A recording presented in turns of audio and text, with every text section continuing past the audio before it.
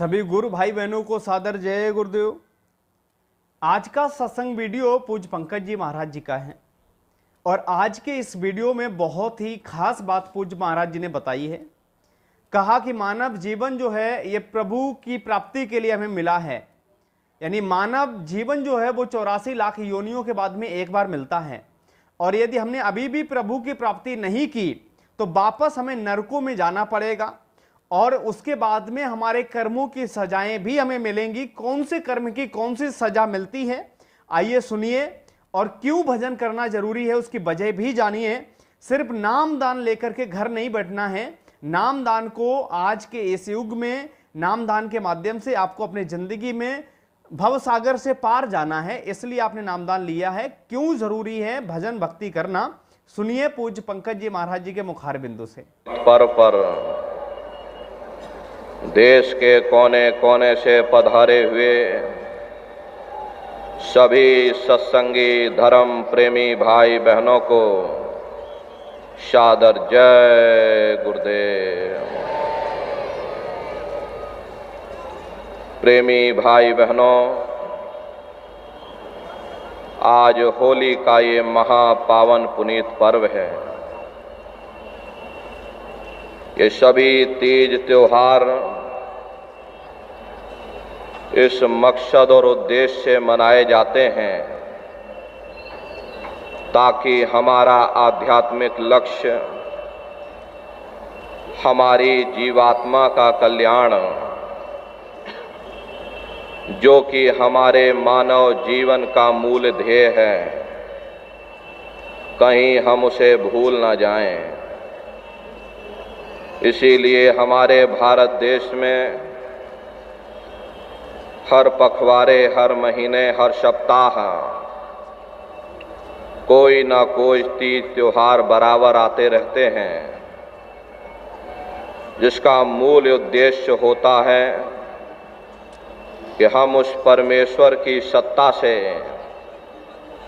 धीरे धीरे नजदीक पहुँचें, जहां हमको सच्चा सुख और सच्ची शांति प्राप्त हो सके।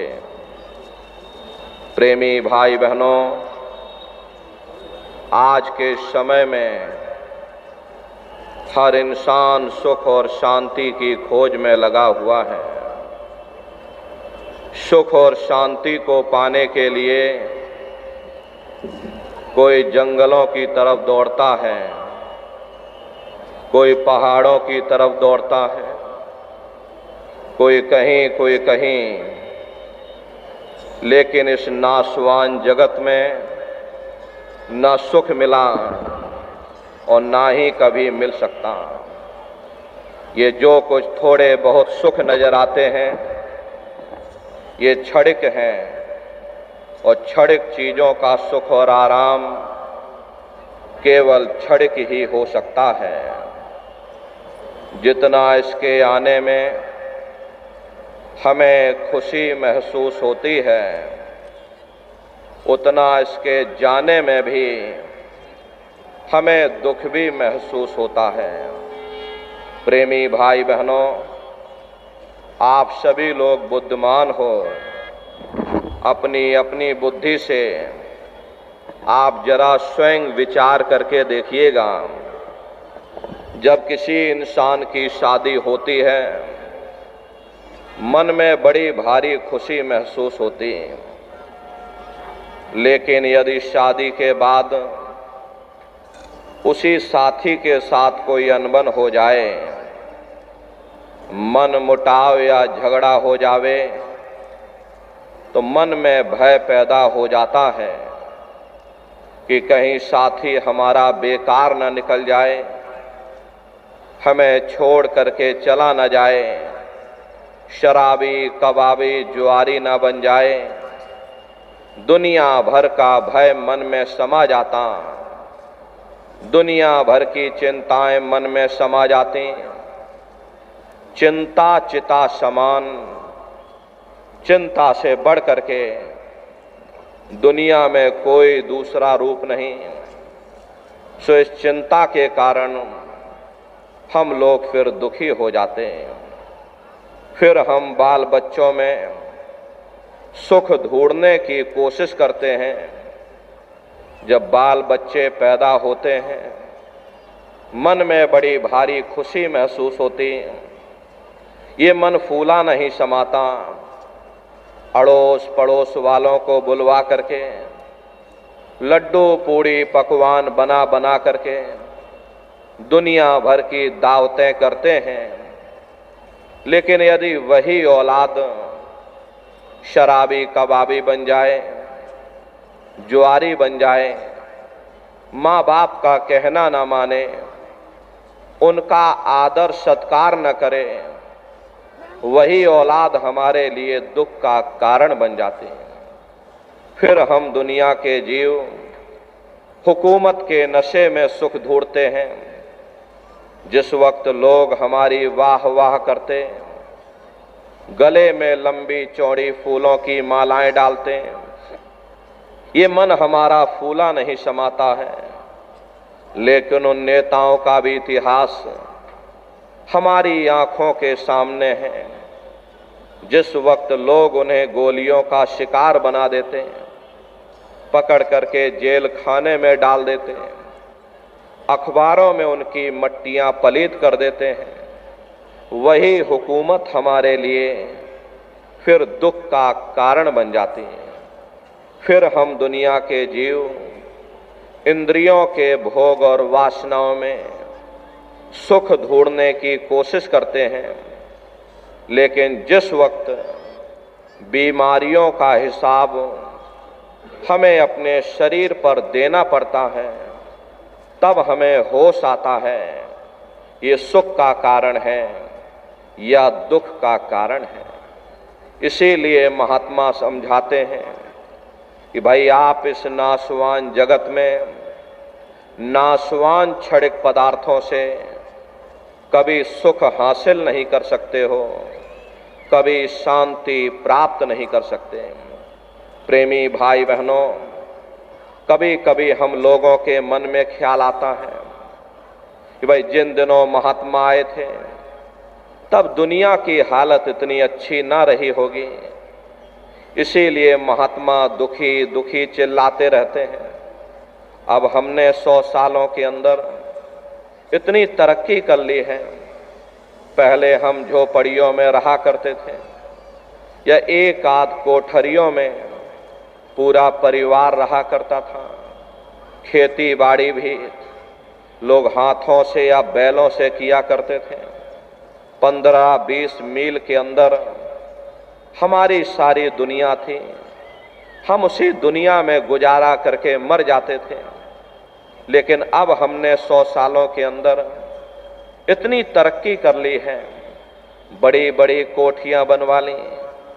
खेती बाड़ी के लिए क्या कहा जाए, बड़े बड़े ट्रैक्टर आ गए, तरह तरह की रासायनिक खादें, कीटनाशक दवाइयां आ गई। बीमारी दूर करने के लिए बड़े बड़े अस्पताल बन गए, बड़े बड़े डॉक्टर आ गए, और फिर न्याय के लिए कोर्ट कचहरी बन गया। Supreme court, high court, civil court सब बन चुका।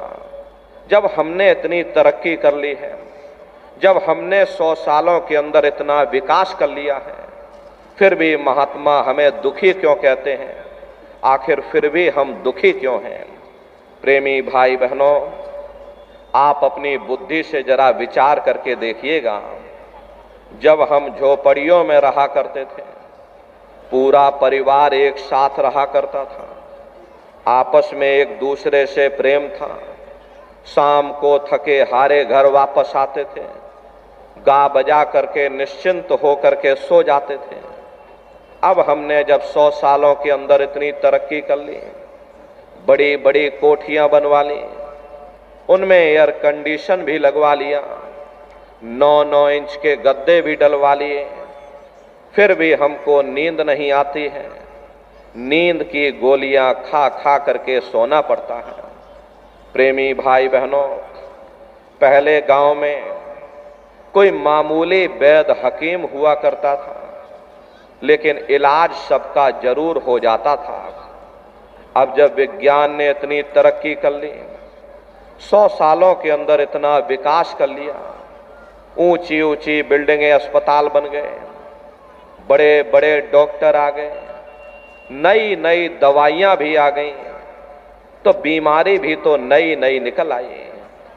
इसका मुख्य कारण एक ही है, लोगों का खान पान गंदा हो गया।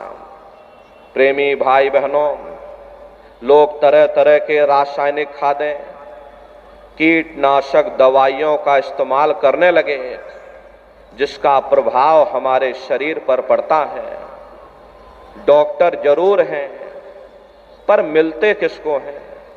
और मिल भी जाए तो अस्पतालों में चारपाइयां कहाँ मिलती हैं?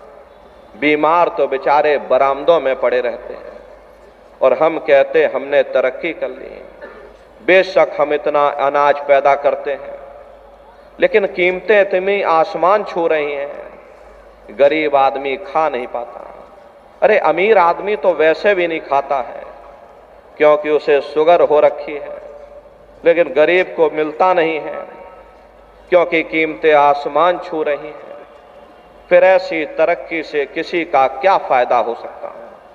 पहले गांव में कोई मामूली झगड़ा फसाद हो जाता था, 4 भले लोग मिल बैठ करके सुलझा देते थे। अब जब हमने इतनी तरक्की कर ली है, बड़ी बड़ी कचहरी बन गई, civil court, high court, supreme court तक बन गया, लेकिन फैसला किसी को जल्दी नहीं मिलता। आप कचहरियों में जाकर देखो, तीर्थों की तरह जमघट लगा हुआ, मानो कोई बहुत बड़ा तीर्थ स्थान हो। आप किसी से पूछ करके देखिए, यहां किसी को फुर्सत नहीं है। डॉक्टर को फुर्सत नहीं, जज को फुर्सत नहीं, वकील को फुर्सत नहीं, कारखानेदार को फुर्सत नहीं, उद्योगपतियों को फुर्सत नहीं। सबके चेहरे पर चिंता और तनाव की लकीरें हैं।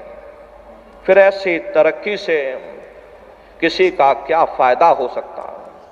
प्रेमी भाई बहनों, ये तरक्की का कसूर नहीं है। बने रहिए वीडियो के आखिर तक। ये हमारा अपना कसूर है। हम उन चीजों के कैदी बन गए। ये चीजें हमारे लिए बनी थी, ना कि हम उनके लिए बने थे।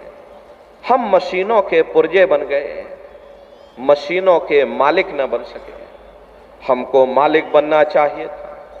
सबको रोटी मिलनी चाहिए थी, सबको कपड़ा मिलना चाहिए था, सबको मकान मिलना चाहिए था, सबका मन निश्चिंत होना चाहिए था। किसी के मन में चिंता और तनाव की लकीरें नहीं होनी चाहिए थी। घर में माँ बाप का सम्मान होना चाहिए था। समाज में प्रेम और सद्भाव की भावना रहनी चाहिए थी। यही तो जीवन में हर इंसान मांगता है। प्रेमी भाई बहनों, अगर जीवन में कीमतें और कदरें ना रहीं, फिर ऐसी तरक्की से किसी का क्या फायदा हो सकता? इसीलिए महात्माओं ने जब कहा था तब भी ठीक था, अब कहा तो अब भी ठीक है। दुनिया में न तब किसी को सुख मिला, न अब किसी को सुख मिल सकता। इसीलिए गुरु नानक साहब ने कहा, नानक दुखिया सब संसार। दुनिया के हर एक जीव अपनी अपनी जगह दुख और मुसीबतों से भरे हुए हैं। यही सहजोबाई ने कहा कि धनवंते सब ही दुखी, निर्धन है धन रूप, साध सुखी सहजो कहे, पायो भेद अनूप। जिसके पास धन दौलत है, जो राजा महाराजा हैं, जो सेठ साहूकार हैं, वे सब के सब दुखी हैं। उनको किस चीज का दुख है? बड़े बड़े जो देश हैं लोग, तिनको व्यापे चिंता रोग। ये जो चिंता रोग है, उन्हें अंदर से खाए जा रहे हैं। सो इस चिंता के कारण बेचारे दुखी बन रहे हैं। और जिनको रोटी कपड़े मकान की फिक्र लगी हुई, उन गरीबों को दुखी होना ही होना। प्रेमी भाई बहनों, आप इस नाशवान जगत में नाशवान क्षणिक पदार्थों से कभी सुख हासिल नहीं कर सकते हो और कभी शांति प्राप्त नहीं कर सकते। एक बार हमारे गुरु महाराज कलकत्ता में एक विशाल पार्क बना हुआ विक्टोरिया पार्क के नाम से, गुरु महाराज उसी बगिया में बैठे हुए थे। बगल से दो सेठ आए, दोनों सेठ गुरु महाराज के बगल में आकर बैठ गए। सामने देखा एक माली घास काट रहा था। घास काटते काटते और माली को नींद आ गई और वह घास के ऊपर सो गया। दोनों सेठ आपस में बातचीत करने लगे कि देखो उस माली को, हमसे ज्यादा सुखी तो वह माली है, कम से कम उसे नींद तो आ रही, हम लोगों को नींद तक नहीं आती। नींद की गोलियां खा खा करके सोना पड़ता। गुरु महाराज उन सेठों की बात सुन रहे थे। गुरु महाराज बोले कि अरे भाई सेठ जी, तुमने अपने आप क्यों फैसला कर लिया? जाओ पहले माली से पूछ करके आओ क्या वो सुखी है या नहीं है। गुरु महाराज की बात को मान करके दोनों सेठ माली के पास गए, जगा करके पूछा कि भाई हमारे सवाल का जवाब दे दो, क्या तुम सुखी हो या नहीं हो? तो माली बोला, अरे बाबूजी, हम कहाँ सुखी हैं? सुखी तो देखो महलों में जो रह रहे, ऊंची ऊंची इमारतों में जो रह रहे, एयर कंडीशन में जो लोग रह रहे, वे लोग सुखी हैं, हम कहाँ सुखी हैं?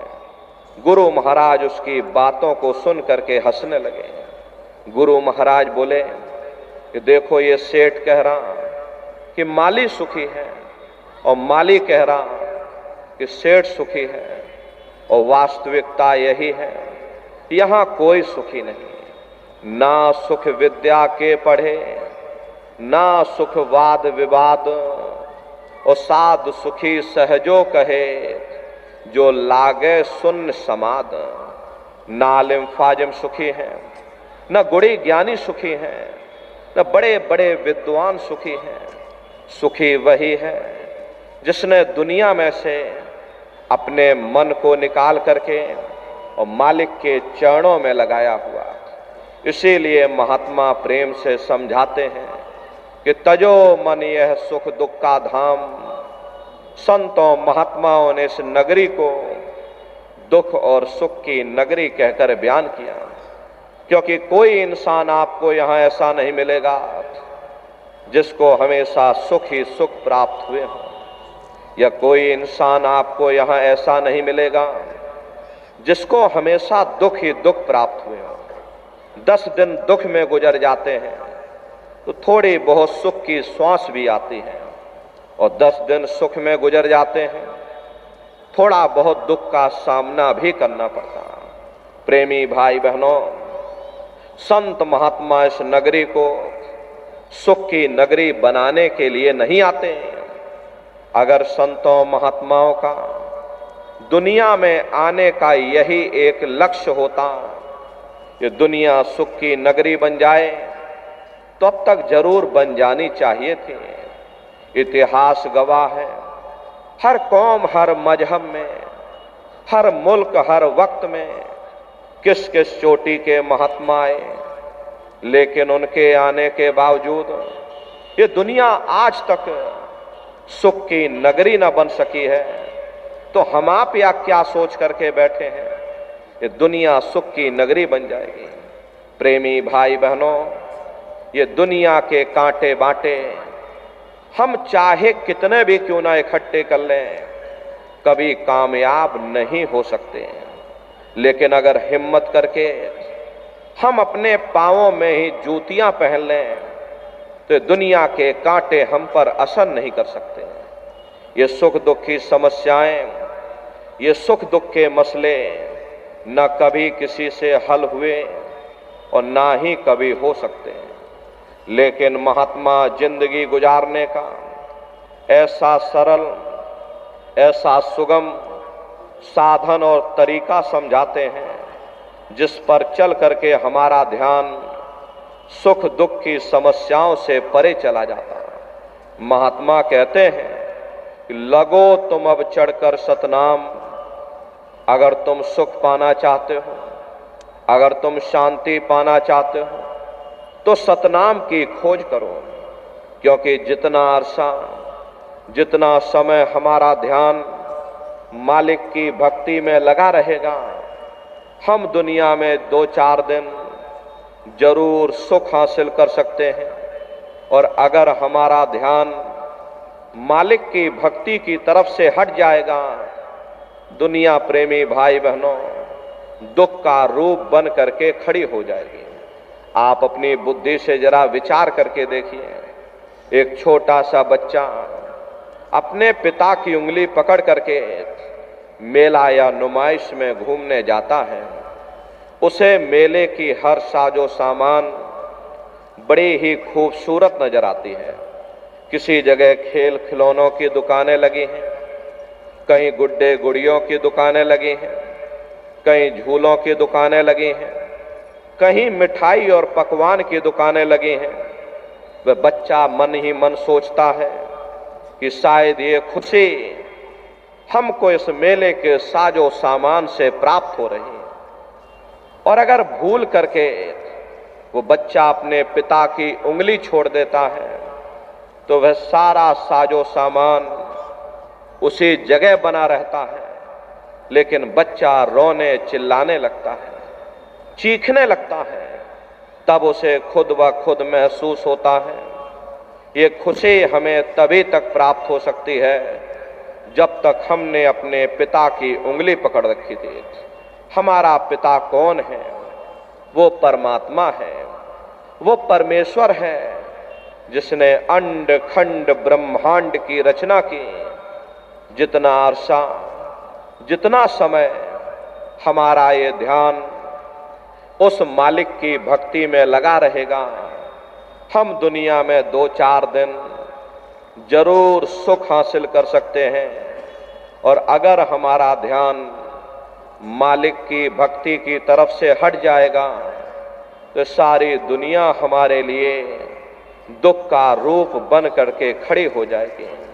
इसीलिए प्रेमी भाई बहनों, महात्मा कहते हैं कि चारों तरफ से अपने ख्याल ध्यान को समेट करके अगर तुम वास्तव में सुख पाना चाहते हो, वास्तव में शांति पाना चाहते हो, तो चारों तरफ से अपने ख्याल ध्यान को समेट करके एक मन एक चित्त हो करके सुरत शब्द नाम की कमाई यानी उस परमात्मा की भक्ति करो।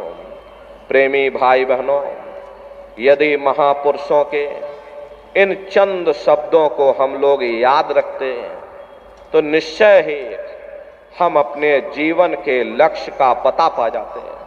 अपनी सोई हुई जीवात्मा को उस परमात्मा के साथ मिलाते हैं और प्रभु के साथ मिल करके उस आराम और चैन को पा जाते हैं जो इस जड़ दुनिया में, इस जड़ संसार में नहीं मिलता।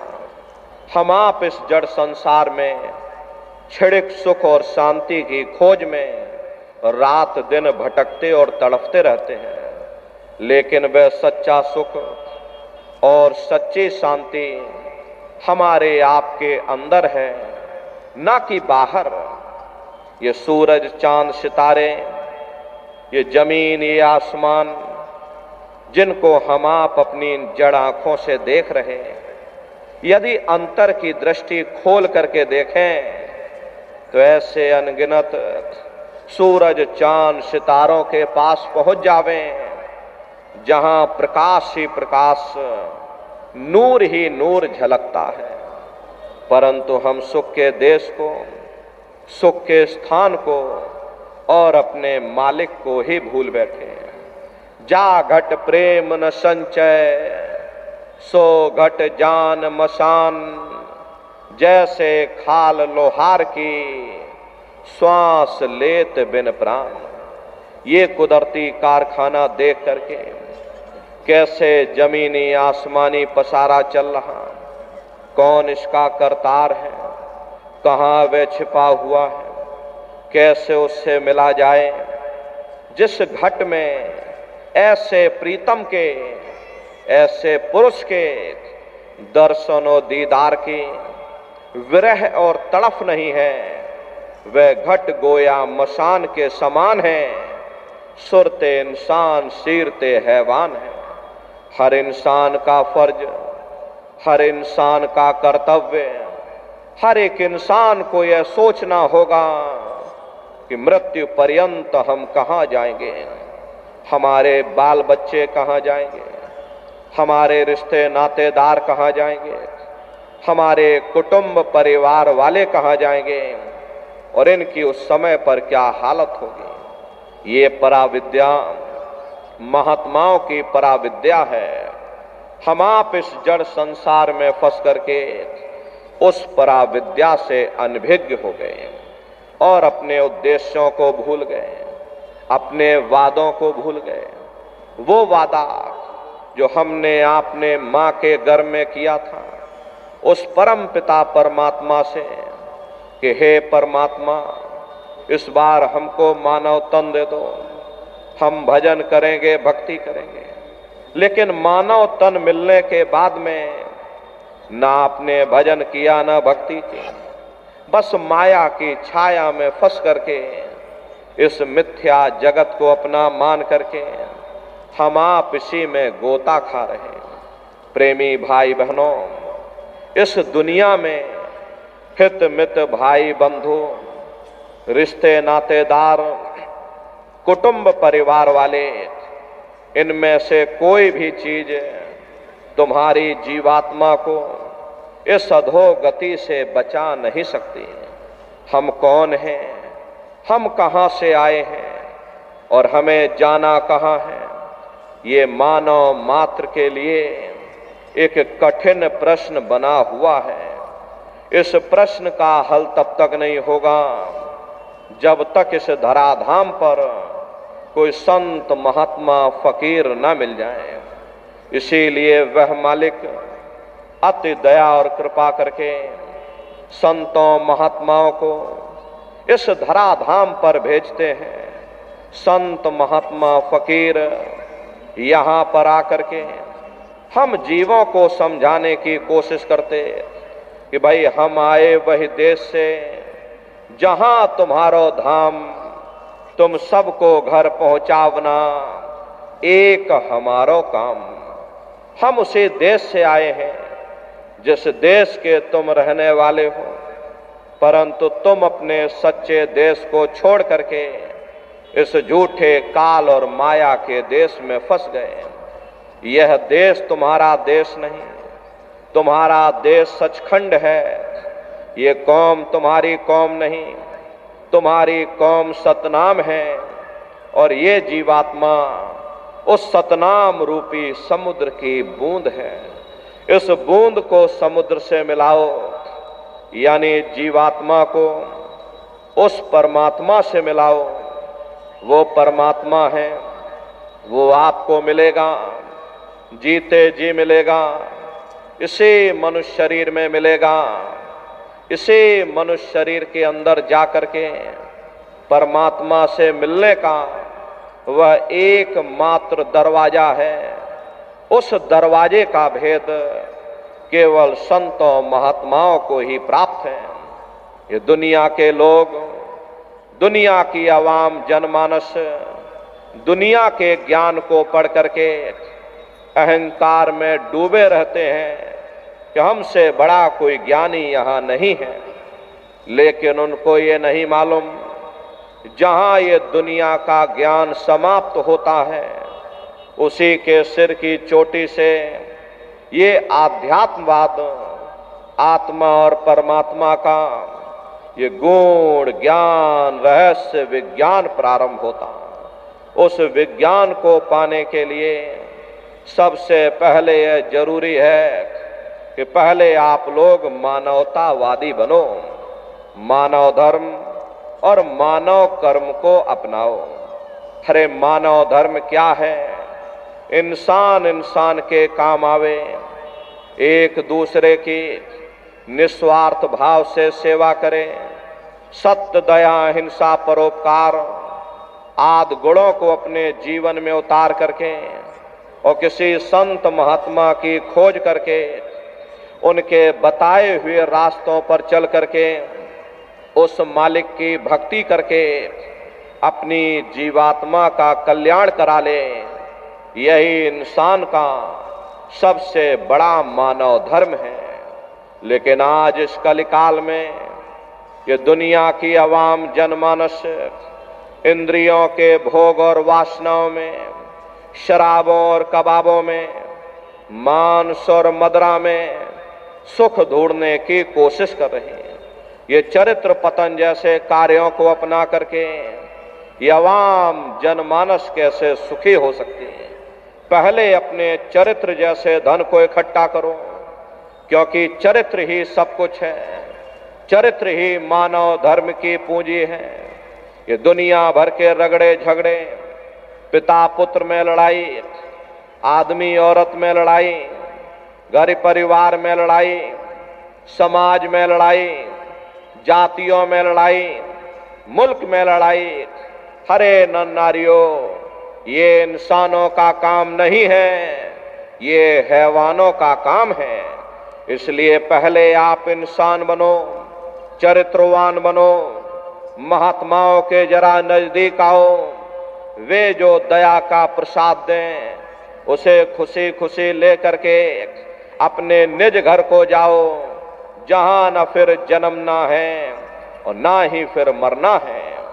इसीलिए हमारे गुरु महाराज परम संत बाबा जय गुरुदेव जी महाराज ने आवाम जनमानस के बीच में ये आवाज लगाई है कि इंसानों, तुम अपने मानव धर्म के रास्ते पर वापस आ जाओ और इस मानव मंदिर में बैठ करके भगवान का सच्चा भजन करो, जिससे तुम्हारी ये जीवात्मा नरकों में जाने से बच जाए। अरे हम माने ना माने, लेकिन संत महात्मा त्रिकालदर्शी होते हैं, वे सब कुछ जानते हैं। अगर हम उनके वचनों को मान जाएंगे तो हम लोग बच जाएंगे, नहीं तो खाई और खंदक में जाकर के गिर जाएंगे। इसीलिए अभी वक्त है उस मालिक से सच्ची प्रार्थना करने का, भगवान के सामने अपने गुनाहों की माफी मांगने का, धर्म मजहब के नाम पर लड़ने झगड़ने का नहीं, जात बिरादरी के नाम पर लड़ने झगड़ने का नहीं। अरे हमने बहुत लड़ लिया, बड़े बड़े झगड़े और फसादे की। यदि आज का वीडियो आप सभी गुरु भाई बहनों को पसंद आया है तो हमारे वीडियो को लाइक करें, चैनल को सब्सक्राइब कर लीजिए और भी सत्संगी प्रेमी भाई बहनों तक हमारे इस वीडियो को पहुंचाएं, ताकि वो भी लाभ ले सकें सत्संग का। जय गुरुदेव।